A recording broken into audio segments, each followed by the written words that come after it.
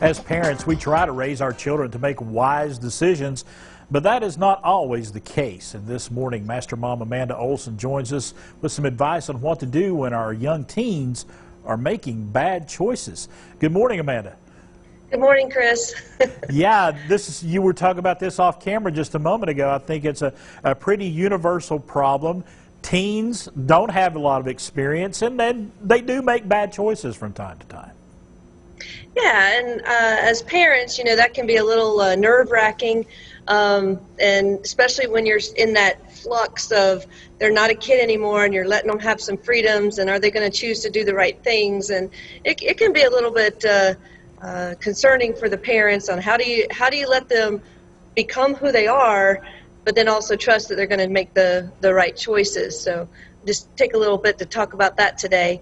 But one of the things that I did want to mention about this is teens do have some behavior that is kind of common for all of them. They're experimenting, they're trying new things, they're trying to step out and find who they are and that sort of thing. But it's not a license, and I've never subscribed to the thought that, oh, that's just teens being teens. It's not a license for them to be disobedient, disrespectful, do things that are harmful to themselves or others. So, you know, teens being teens is there's a line between them trying to become an adult and then being disrespectful. So that's kind of the line I wanted to talk a little bit about today. And I know that, you know, at this age, you know, it is time for a little rebellion, so to speak. I hate to use that word, but it is. They're testing their boundaries, and you've got to be there to help them stay within those boundaries. Yeah, and my advice for parents in this situation is that instead of, and it's human nature, we want to lecture or say, why did you do that? Or, you know, don't do that, you know, without necessarily taking the time to sit and talk to them and have a discussion. And one of the easy conversations to have with your teen when you see them kind of maybe hanging out with friends that don't have the same life values that you do or are engaging in some behavior you're not comfortable with is to just sit down and say, hey, you know, if you had a friend that was about to do something that was going to really hurt them, like, you know, go into a fast-running river or jump off a cliff, you know, wouldn't you give them a warning, you know?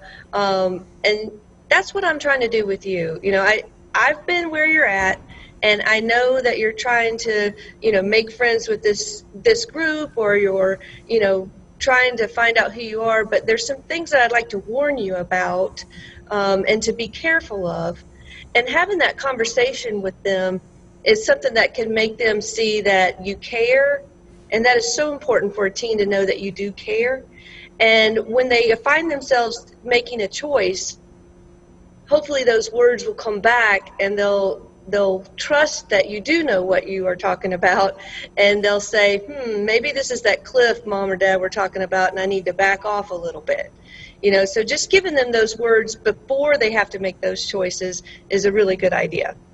Do you think sometimes as parents we need to kind of step back and try to remember what it was like when we were teens and try to try to temper our temper with a little experience that we've already lived through? Yeah, and you might give them some personal stories too. You know, you don't have to tell them everything, but you can tell them a time when you as a teenager made a mistake and you wish you had listened, or, you know, those sorts of things. Here's what happened to me. You know, when you give a personal story to it, it makes it a little bit more real than just a rule book that you list, do this, don't do that. And the other thing is when they do make a mistake, because they will, yeah. They'll make a bad choice. You know, be there as a confidant and a support and say, well, let's talk about some things maybe you should have done instead. You know, what would have been a better choice, something to do. And then that way, when the situation comes back up again, they have some tools to be able to make the right decisions. And in the process, they learn that they can trust you when they do mess up. And I started to say having that trust between a parent and a child, so very important. And I also think, because, you know, I have two children, it is important to remember that all children are different. They're their own individuals, and you got to treat them differently. You got to each situation doesn't have one blanket solution.